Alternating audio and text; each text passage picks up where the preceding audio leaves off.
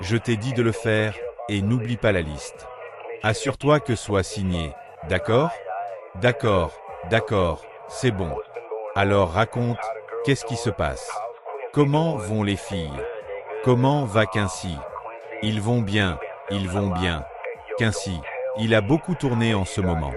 Et, me dis pas qu'il est en train de filmer pour cette émission de vlog ou je sais pas quoi. Ouais, je crois. Il nous a même filmé aussi. Mais vous êtes con ou quoi? Vous comprenez pas ce que ça veut dire se faire discret? À une émission de télé pendant que je gère toute cette. Vous devez rester loin des médias. Pas de caméra, pas d'interview, pas de photos, pas d'autographes. Juste rester à la maison. Pas moi Pop. Moi je suis tranquille à la maison. C'est les autres qui font n'importe quoi. Personne n'écoute ce que je dis, mais c'est pas grave. J'ai des qui passent des deals à droite à gauche pour me faire tomber. Non, non, t'inquiète, tout va s'arranger. On va te sortir de là. Ah mais je le sais. Parce que j'ai encore une dernière carte à jouer. Et celle-là, elle va remettre tout le monde à sa place. J'ai trop hâte de voir la tête des gens quand ça va arriver. T'as besoin de quoi, bro? T'occupe pas. Fais-moi juste une faveur.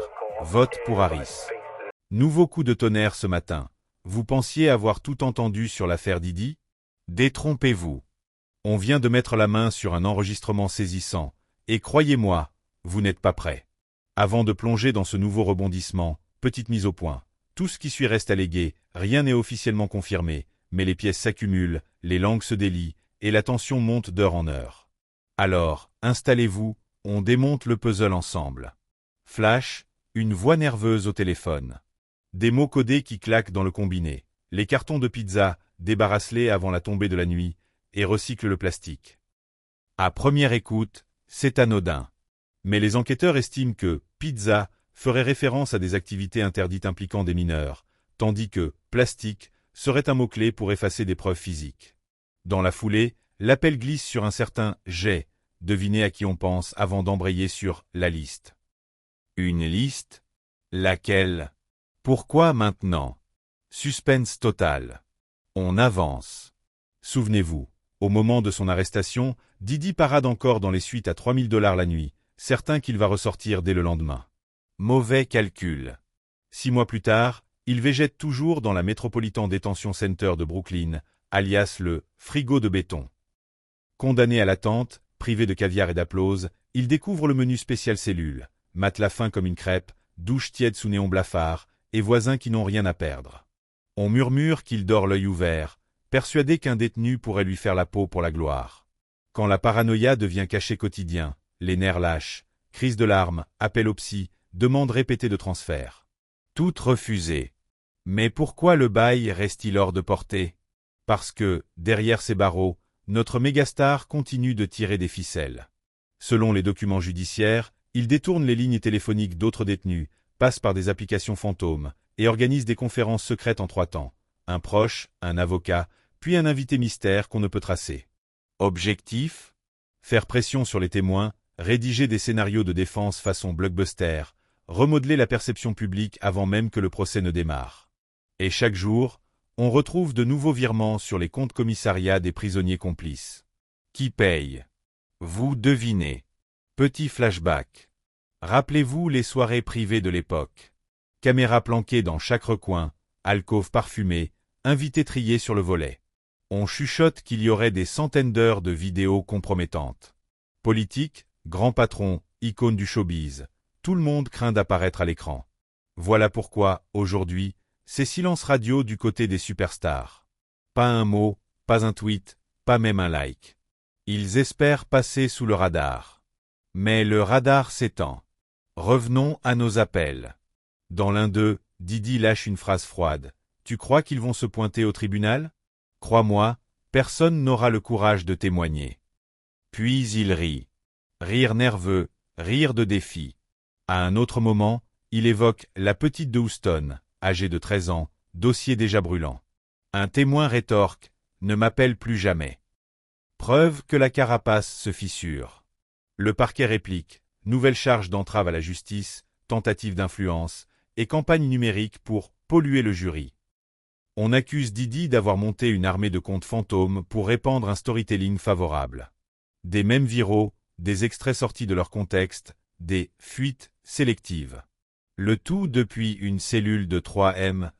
À croire qu'il dirige encore un empire multimédia, mais version prison. Pendant ce temps-là, les journalistes guettent chaque audience. Coup de théâtre, le procureur principal démissionne en plein milieu de la procédure. Officiellement pour raisons personnelles. Officieusement, on bruine qu'il aurait reçu un dossier explosif liant d'autres têtes d'affiche au dossier. Pression maximale. Qui fait vraiment vaciller qui? Parlons santé mentale. 2 psychiatres se relaient désormais quotidiennement. On raconte un épisode où Didi, terrifié, aurait supplié les gardiens de le transférer à l'hôpital après une crise d'angoisse. Il refuse. En cellule d'isolement, il médite, respire, répète des mantras.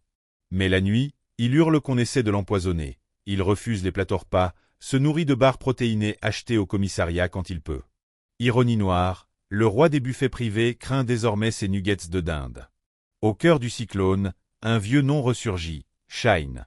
L'ex-protégé rappeur devenu homme d'État, qui assure avoir « pris la balle » pour son mentor lors du fameux drame en boîte de nuit. Un documentaire sortira bientôt, promettant des révélations inédites. Shine y décrit Didi comme un stratège du chantage. Il collectionnait les secrets comme d'autres collectionnent les montres en or. Autant dire que tout Hollywood retient son souffle. Mais le point de rupture, c'est cette rumeur de « liste noire ». Didi l'aurait évoqué au moins 3 fois. Une liste de noms gravés dans un cloud chiffré. Qui figure dessus? Des animateurs TV, des pasteurs starifiés, peut-être même une figure royale. Supposition ou coup de bluff? Peu importe, le simple doute fait trembler les murs des villas californiennes. À l'extérieur, les ex-collaborateurs se bousculent au micro pour raconter l'envers du décor. Certains décrivent des « freak-offs » où l'alcool coulait à flot et où les téléphones étaient confisqués à l'entrée, mais pas les caméras cachées. Tout est allégué, rétorque le clan Didi, qui prépare en parallèle des batailles civiles colossales contre ceux qui ouvrent trop la bouche. Stratagème d'intimidation? Probable. Mais plus il attaque, plus les langues se délient. Zoom sur la prison, MDC, alias l'enfer vertical. Chauffage en panne l'hiver, clim cassé l'été. Infestation, inondation, panne d'électricité. Les juges eux-mêmes rechignent à y envoyer des détenus, mais là, pas le choix. Le profil à haut risque impose le verrou XXL. Dans ce chaos, Didi est enfermé en Special Housing Uni, lumière 24h24, aucune fenêtre, sortie limitée à une douche surveillée. Le glamour s'est volatilisé. Malgré tout, l'homme reste convaincu qu'il sortira. Il a proposé un chèque de 50 millions pour une libération sous caution, plus un manoir comme garantie. Refus net. Le juge s'appuie sur les appels clandestins, les pressions, les paiements numériques traçables. Chaque mouvement le renvoie plus profondément dans son trou. Et pourtant, il continue. De nouvelles tentatives de contact surgissent chaque semaine. À croire qu'il joue sa dernière carte, déstabiliser le système jusqu'à ce qu'une faille apparaisse. Autour de lui, certains disent qu'il s'effondre, d'autres qu'il manigance encore. Un gardien jure l'avoir surpris un soir, adossé au mur, chuchotant. Vous n'avez même pas vu la moitié de ce que je prépare. Est-ce de la bravade ou la promesse d'un cataclysme? Mystère. Mais la question qui brûle toutes les lèvres reste la même. Y a-t-il vraiment un réseau tentaculaire derrière ces histoires? Les documents parlent de transfert de fonds vers des ONG écrans, de billets d'avion réservés au nom d'assistants fantômes, de soirées privées dans des villas louées sous pseudo. Tout un labyrinthe financier, juridique, médiatique. Démêler le vrai du faux tient du casse-tête, mais chaque indice suggère que l'Empire ne reposait pas que sur des beats et des parfums. Pendant ce temps, la rue s'agite. Certains fanurent au complot, on veut faire tomber un homme noir puissant. D'autres exigent justice pour les victimes présumées. Entre les deux, un océan d'émojis, de hashtags et de vidéo-réactions qui s'ajoutent au vacarme. Dans la mêlée, nos experts légaux s'écharpent. Obstruction? RICO? Trafic? À quel moment la digue lâchera-t-elle?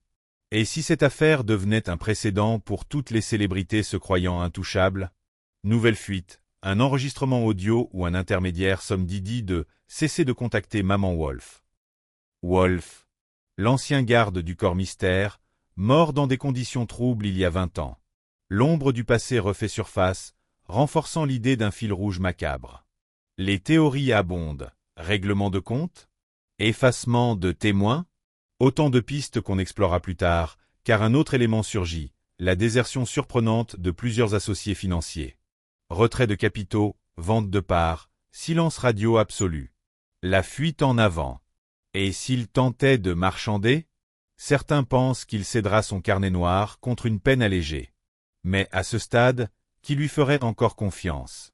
Négocier sans filet quand tout le monde se sent menacé, c'est jouer au poker avec des bâtons de dynamite. Revenons à la scène carcérale. Des rumeurs courent qu'il aurait improvisé un « studio » dans sa tête, tapant des lyriques imaginaires contre le mur, s'enregistrant mentalement. Histoire de rester créatif ou moyen de ne pas sombrer? Peut-être les deux.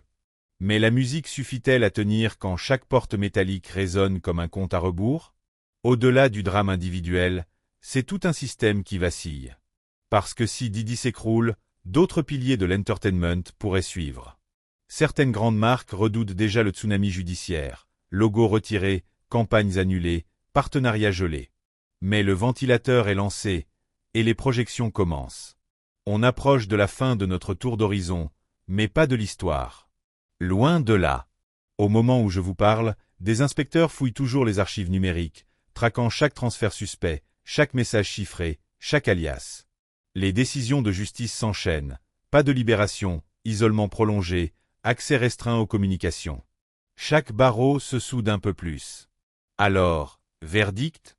Coupable d'avance ou victime d'un complot XXL? Faut-il redouter l'effondrement d'un empire qui en entraînerait d'autres dans sa chute? Ou applaudir enfin la fin de l'impunité des puissants? À vous de trancher. Mais retenez ceci, l'histoire n'en est qu'à son actis. Le rideau ne tombera pas de sitôt, et la prochaine explosion pourrait bien venir d'une simple notification sur un vieux smartphone saisi quelque part dans une cellule sombre. D'ici là, gardez l'œil ouvert, parce que, soyons honnêtes, vous n'imaginez même pas ce qui pourrait surgir demain.